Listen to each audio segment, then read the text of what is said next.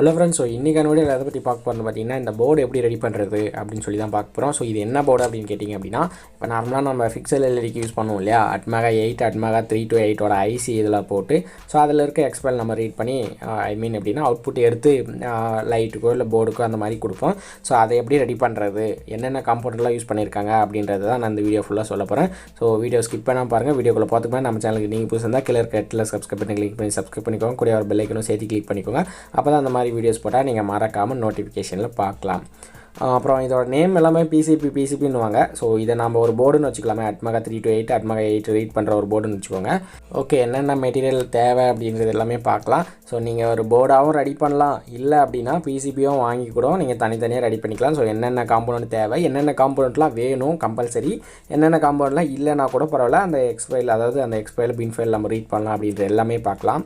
Video skip பண்ணாமல் பாருங்கள். Okay, அடுத்து ஒரு கெப்பாசிட்டி எடுத்துக்கலாம். 25 volt 100 microfarad. அதுக்கப்புறம் கிறிஸ்டல் 16 மெகாஹெர்ட்ஸ் கிறிஸ்டல் ஒன்று எடுத்துக்கலாம். அதுக்கப்புறம் பவர் எல்இடி, அந்த பிசிபி ஒர்க் ஆகுது என்று பார்க்கறதுக்காக ஒரு எல்இடி எடுத்துக்கிறேன். அதுக்கப்புறம் ஐசி பேஸ் தேவைப்படுது. atmega3 இருக்கட்டும், atmega8 இருக்கட்டும், ஐசி இன்செர்ட் பண்ணுறதுக்காக நமக்கு ஐசி பேஸ் தேவைப்படுது. அதுக்கப்புறம் ரெசிஸ்டர் தேவைப்படுது. அந்த பவர் எல்இடியை பிளிங்க் பண்ண வைக்கணும் அப்படின்னா ரெசிஸ்டர் தேவைப்படுது. 220 ohm எடுத்திருக்கேன். நீங்கள் இதை கம்மியாக எடுத்துக்கலாம், கொஞ்சம் அதிகமாக எடுத்துக்கலாம். அடுத்து டயோடு எடுத்துக்கிறேன். அடுத்தது செராமிக் கெப்பாசிட்டர் 2 எடுத்துக்கலாம். 33 PFன்ற செராமிக் கெப்பாசிட்டர் 2 எடுத்துக்கலாம். இதுக்கு வந்து பொலாரிட்டி கிடையாது, அதாவது ப்ளஸ் மைனஸ் கிடையாது. இதுக்கு முன்னாடி எடுத்த கெப்பாசிட்டருக்கு ப்ளஸ் மைனஸ் இருக்குது. அது எல்லாமே நான் பிசிபியில் சால்வ் பண்ணும்போது தெளிவாக சொல்கிறேன், ஓகேவா? ஸோ அது 2 எடுத்துக்கலாம். அதுக்கப்புறம் இன்னொரு ரெசிஸ்டர் எடுத்துக்கலாம். இந்த ரெசிஸ்டர் எதுக்கு அப்படின்னா ரீசெட் பின்னுக்காக, அதாவது atmega8 இருக்கட்டும் 3 to 8 இருக்கட்டும், ஃபஸ்ட் பின் நம்ம ரீசெட் பின்னுக்காக கொடுப்போம். ஸோ இது வந்து ஆப்ஷனல் தான். ரீசெட் பின்னுக்கு அதாவது ரெசிஸ்டன்ட் கொடுக்கணும் அப்படின்றது ஆப்ஷனல் தான், பட் நான் கொடுக்குறேன் சேஃப்டிக்கு. அதுக்கப்புறம் இதுதான் அதுக்கான பிசிபி. ஃபஸ்ட்டு இதில் என்னென்ன இருக்குது அப்படின்றது எல்லாமே பார்த்துருவோம். அந்த பக்கம் ப்ளஸ்ன்னு இருக்குது பாருங்கள். அதில் பாருங்கள் டயோடு, ரெசிஸ்டரு, எல்இடி, அந்த சிம்பிள் எல்லாமே போட்டிருப்பாங்க. கெப்பாசிட்டரு, கிறிஸ்டலு, 3 கெப்பாசிட்டர் அதில் போட்டிருப்பாங்க. ஆனால் நம்ம 2 கெப்பாசிட்டர் தான் போட போகிறோம். அது ஏன்றது பின்னாடி சொல்கிறேன். சென்டரில் அங்கே பாருங்கள் ஐசி பேஸில் ரெசிஸ்டர் கனெக்ட் பண்ணுற மாதிரி கொடுத்துருக்காங்க. ஸோ அது எல்லாமே நம்ம கனெக்ட் பண்ணலாம் ஒன் பை ஒன்னாக. ஸோ என்ன வேல்யூக்கு நம்ம கனெக்ட் பண்ணணும் அப்படின்றது எல்லாமே நான் சொல்கிறேன். பேக் சைடு வந்து பார்த்திங்கன்னா அந்த ட்ரேஸ் எங்கேங்க போதும் அங்கே சால்டர் வச்சா போதும், மற்ற பின்லாம் நம்ம சால்டர் பண்ண தேவையில்லை. ஸோ அதுக்கு பவர் சப்ளை கொடுக்க போகிறோம், அதுலேருந்து நம்ம டேட்டா லைன் எடுக்க போகிறோம், கிறிஸ்டல் 2 பின்னில் கனெக்ட் பண்ண போகிறோம். ஸோ இதில் அவ்வளோதான் கான்செப்ட், சொல்லிக்கிற மாதிரி பெருசாக இல்லை. இதோட சர்க்யூட் டயக்ராம் எல்லாமே நான் டிஸ்கிரிப்ஷனில் கொடுத்துருக்கேன். ஸோ இங்கே டிஸ்பிளே பண்ணுறேன். ஐசியோட பேஸை சால்டர் பண்ணுறதுக்கு முன்னாடி அங்கே ரெசிஸ்டர் நம்ம சால்டர் பண்ணுற மாதிரி இருக்கும். அதுக்கெல்லாம் முன்னாடி நம்ம பேஸ்ட் வந்து பின்னாடி தடவிக்கலாம். ஸோ இப்போல்லாம் ஈயத்துலேயே வந்து பார்த்திங்கன்னா பேஸ்ட்டும் மிக்ஸ் ஆகி வருது. ஸோ நான் வந்து எங்கிட்ட பேஸ்ட் தனியாக இருக்குது. இதை ஒரு சிலர் வந்து பார்த்திங்கன்னா அங்கங்கே தான் தடவுவாங்க. நான் எல்லாத்துக்குமே ஃபஸ்ட்டே தடவிட்டு அதுக்கப்புறம் சால்டர் பண்ண போகிறேன். ஸோ உங்களுக்கு எந்த மெத்தட் கன்வீனியன்ட் இருக்கோ அதுக்கு தகுந்த மாதிரி பண்ணிக்கோங்க.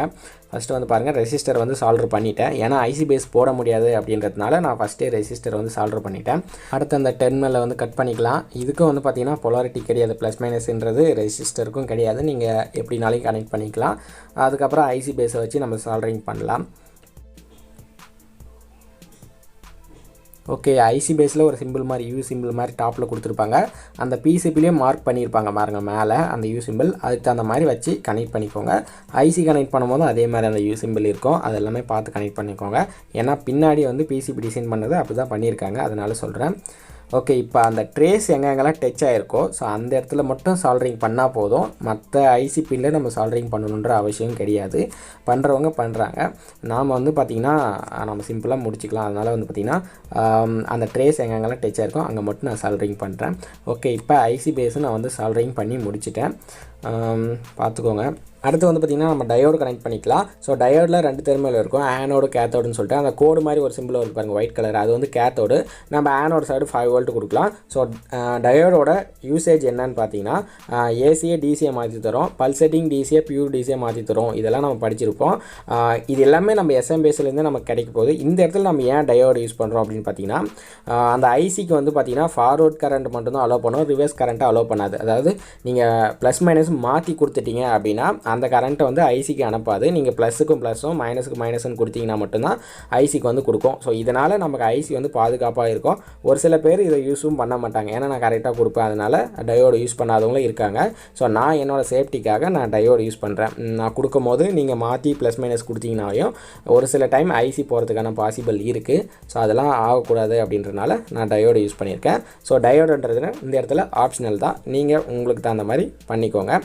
அதுக்கப்புறம் டயோடுக்கு மேலே ஒரு ரெசிஸ்டர் யூஸ் பண்ணியிருக்கேன். ஸோ அந்த ரெசிஸ்டர் எதுக்குன்னு பார்த்தீங்கன்னா அந்த எல்இடிக்காக. ஸோ இதுலேருந்து 5 வோல்ட் கொடுத்தோம் அப்படின்னா அந்த எல்இடி வந்து போயிடும். அது மிஞ்சி போனோம் அப்படின்னா ரெட் கலருக்கு 1 பாயிண்ட் சம்திங் வோல்டேஜ் தான் அது வந்து பார்த்திங்கன்னா எடுத்துக்கும். அதனால் அந்த இடத்துல 220 ஓம் ரெசிஸ்டர் நான் யூஸ் பண்ணியிருக்கேன். ஸோ இந்த வேல்யூலேருந்து கொஞ்சம் ஹையாகவும் இல்லை லோவாகவும் யூஸ் பண்ணிக்கலாம். லோவாக கொடுத்தீங்க அப்படின்னா எல்இடி வந்து இன்னும் கொஞ்சம் பிரைட்டாக எரியும். கொஞ்சம் ரெசிஸ்டர் வேல்யூ ஹையாக கொடுத்தீங்க அப்படின்னா எல்இடி வந்து டல்லாக எரியும். ஸோ இந்த இடத்துல நமக்கு எல்இடி வந்து ஒரு ஆப்ஷனல் தான். ஐசிக்கு வந்து கரண்ட் போகுதா அப்படின்றத பார்க்குறதுக்காக தான் நம்ம யூஸ் பண்ணுறோம். ஸோ இந்த டயோடு ரெசிஸ்டர் எல்இடின்றது மூணுமே ஆப்ஷனல் தான். அடுத்து கிறிஸ்டல் ஆசிலேட்டர் கனெக்ட் பண்ணிக்கலாம். ஸோ இந்த கிறிஸ்டல் ஆசிலேட்டர் ஆப்ஷனல் கிடையாது, கண்டிப்பாக நம்ம போட்டு தான் ஆகணும். இதுக்கு மைனஸ் ப்ளஸும் கிடையாது, நீங்கள் எப்படி வேணாலும் கனெக்ட் பண்ணிக்கலாம். நான் யூஸ் பண்ணியிருக்க கிறிஸ்டல் ஆசிலேட்டர் வேல்யூ பார்த்திங்கன்னா 16 மெகாஹெர்ட்ஸு. அதுக்கப்புறம் எலக்ட்ரோலைட் கெப்பாசிட்டர். இந்த கெப்பாசிட்டருக்கு வந்து பார்த்திங்கன்னா ப்ளஸ் மைனஸ் இருக்குது. ஸோ சின்னதாக இருக்கிறது வந்து பார்த்திங்கன்னா மைனஸும், பெருசாக இருக்கிறது ப்ளஸும். ஸோ அந்த பிசிபிலே மைனஸ் எங்கே கனெக்ட் பண்ணும், ப்ளஸ் எங்கே கனெக்ட் பண்ணும் அப்படின்றதெல்லாம் கொடுத்துருக்காங்க. நீங்கள் பிரெட் போர்டில் கனெக்ட் பண்ணுறதுனாலையும் நான் சர்க்யூட் டயக்ராம் கீழே கொடுத்துருக்கேன், அதுக்கு அந்த மாதிரி பார்த்து கனெக்ட் பண்ணிக்கோங்க. பிசிபி மேக் பண்ணாலையும் பண்ணிக்கோங்க. அடுத்தது செராமிக் கெப்பாசிட்டர். அந்த கிறிஸ்டல் எல்இடிக்கு, அதாவது கிறிஸ்டல் ஆசிலேட்டருக்கு 2 தெர்மலும் நம்ம செராமிக் கெப்பாசிட்டர் கனெக்ட் பண்ணுற மாதிரி இருக்கும். அதுலேயே வந்து பார்த்திங்கன்னா கொடுத்துருப்பாங்க. இல்லை அப்படின்னா நான் சர்க்யூட் டயக்ராம் வழக்கமாக சொல்கிற மாதிரி சர்க்யூட் டயக்ராம் கீழே கொடுத்துருக்கேன், அதை பார்த்துக்கோங்க. பார்த்துட்டு நீங்கள் பிரெட் போர்டில் செக் பண்ணி பாருங்கள், இல்லை பிசிபி மேக் பண்ணுறனாலையும் மேக் பண்ணிக்கோங்க. ஸோ அவ்வளோதான், நமக்கு எல்லாமே முடிஞ்சிருச்சு. ஒரு சிலர் 3 கெப்பாசிட்டர் கூட கனெக்ட் பண்ணுவாங்க. நாம் செராமிக் கெப்பாசிட்டர் 2 தான் கனெக்ட் பண்ணுறோம். ஸோ இதோட வேல்யூ 33 FD அப்படின்ற வேல்யூ தான். அடுத்தது ஃபீமேல் பின் எடுத்துக்கலாம். ஃபிக்சல் எல்இடிக்கு ஃபீமேல் பின் எடுத்துக்கலாம். அதுலேயும் வந்து பார்த்திங்கன்னா 3 தெர்மல் இருக்கும், அதாவது 3 ஒயர் இருக்கும். Minus plus data wire. Data wire 14th பின் ஆர் நீங்கள் 15th பின் 2 பின்னில் எதுனாலும் எடுத்துக்கலாம். அந்த க்ரீன் கலர் ஒயரில் மைனஸ் வந்து நார்மலாக அதிலே பேக் சைடு, அதாவது பிசிபியோட பேக் சைடில் மைனஸ் எங்கே கனெக்ட் பண்ணணும், ப்ளஸ் எங்கே கனெக்ட் பண்ணணும் அப்படின்ற எல்லாமே கொடுத்துருப்பாங்க. நார்மலாக ப்ளஸ் வந்து நம்ம டயோடு சொன்னோம் இல்லையா, அந்த இடத்துல தான் நம்ம கொடுக்கணும். மைனஸ் இந்த பக்கம் ஆப்போசிட்டில். சென்டரில் நான் 14th பின்னில் டேட்டா எடுத்துருக்கேன். நீங்கள் 15th பின்னில் எடுத்துக்கலாம். 2 பின்லையும் டேட்டா வந்து பார்த்திங்கன்னா நமக்கு வரும். நம்ம எந்த பின்னாலையும் எடுத்துக்கலாம். அடுத்து வந்து அந்த ப்ரஷ்ஷை வச்சுட்டு அந்த ஈயமெல்லாம் இருக்குல்ல, ஸோ அந்த ஈயத்தெல்லாம் வந்து பார்த்திங்கன்னா க்ளீன் பண்ணிடலாம். ஸோ இதெல்லாம் ஒரு லிக்விட் போட்டு க்ளீன் பண்ணுவாங்க, எனக்கு சரியாக தெரியல. ஸோ அது என்ன லிக்விடுன்ட்டு. இதை வந்து பார்த்திங்கன்னா நம்ம உடனே இப்போ போட்டு பார்த்தோம் அப்படின்னா அங்கங்கே டச் ஆகிறதுக்கு வாய்ப்பு இருக்குது. அதனால் நல்லா க்ளீன் பண்ணிடலாம்.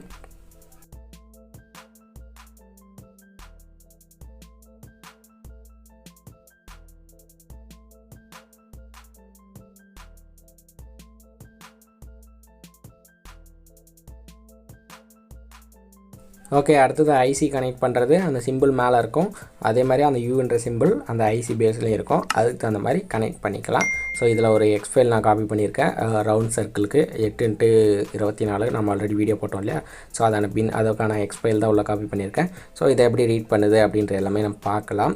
அடுத்து இதுக்கான பிசிபிலாம் நம்ம மேக் பண்ண முடியாதா அப்படின்னு கேட்டிங்கன்னா கண்டிப்பாக பண்ணலாம். ஸோ நானும் அந்த ஐடியாவில் தான் பிசிபி லேஅவுட்டு, அந்த ஜெஃபர் ஃபைலாக ஜெஃபரிக் ஃபைலாக ஏதாவது சொல்லுவாங்க சம்திங், அதெல்லாம் நான் ரெடி பண்ணிவிட்டு ஒரு கம்பெனியில் கேட்டேன் சென்னையில். மினிமம் ஒரு 500லேருந்து 1000 பீஸ், அதாவது பீஸ் கொடுங்க அப்படின்னா பண்ணித்தரேன் அப்படின்னாங்க. அப்படி பண்ணி கொடுத்தாலுமே ரொம்ப காஸ்ட் அதிகமாக கேட்டாங்க. அதனால் அந்த ஐடியா வந்து அதோடு விட்டுட்டேன். ஸோ அதனால் இந்த பிசிபியை வாங்கிட்டு இதுலேருந்து எல்லாமே நம்ம பண்ணிக்கலாம் அப்படின்றனால இது பண்ணிட்டேன். உங்களுக்கு செஞ்சு பார்க்கணுன்னு தோணுச்சு அப்படின்னா கண்டிப்பாக செஞ்சு பாருங்கள். ஏதாவது பிசிபி இன்னும் கம்மியாக ரேட்டில் மேக் பண்ணுறாங்க அப்படின்னா கண்டிப்பாக கமெண்ட் செக்ஷனில் சொல்லுங்கள், மற்றவங்களும் தெரிஞ்சுக்கிட்டோம். நான் கேட்ட வரையும் ஹை காஸ்ட் கேட்டாங்க இந்த சைடில். ஸோ உங்கள் சைடில் ஏதாவது லோ ப்ரைஸ் பண்ணித்தராங்க அப்படின்னா கண்டிப்பாக சொல்லுங்கள். ஓகே, கனெக்ட் பண்ணியாச்சு. பாருங்கள், லைட் வந்து எரியுது. ஸோ இப்போ தான் நமக்கு பவர் சப்ளை ஐசிக்கு போதா இல்லையான்னு தெரியறதுக்காக நம்ம அந்த லைட் யூஸ் பண்ணோம். பாருங்கள், இதுக்குள்ளே இருக்க எக்ஸ்பைல் தான் நம்ம இப்போ ரீட் பண்ணோம். நான் கனெக்ட் பண்ணதோட பின் வந்து பார்த்திங்கன்னா 14th பின் தான் டேட்டா பின்னாக கனெக்ட் பண்ணியிருக்கோம். ஓகே ஃப்ரெண்ட்ஸ், இந்த வீடியோ அவ்வளோதான். இந்த வீடியோ பிடிச்சிருந்தா ஒரு லைக் கொடுங்க. உங்கள் ஃப்ரெண்ட்ஸ் யாராவது தெரிஞ்சுக்கணும் விருப்பப்பட்டீங்க அப்படின்னா இந்த வீடியோ ஷேர் பண்ணுங்கள். மேலும் இந்த மாதிரி வீடியோஸ் பார்க்கணும் அப்படின்னா நம்ம சேனலை சப்ஸ்கிரைப் பண்ணுங்கள். கூடிய வர பெல் ஐக்கனும் சேர்த்து கிளிக் பண்ணுங்கள். ஓகே ஃப்ரெண்ட்ஸ், பாய்.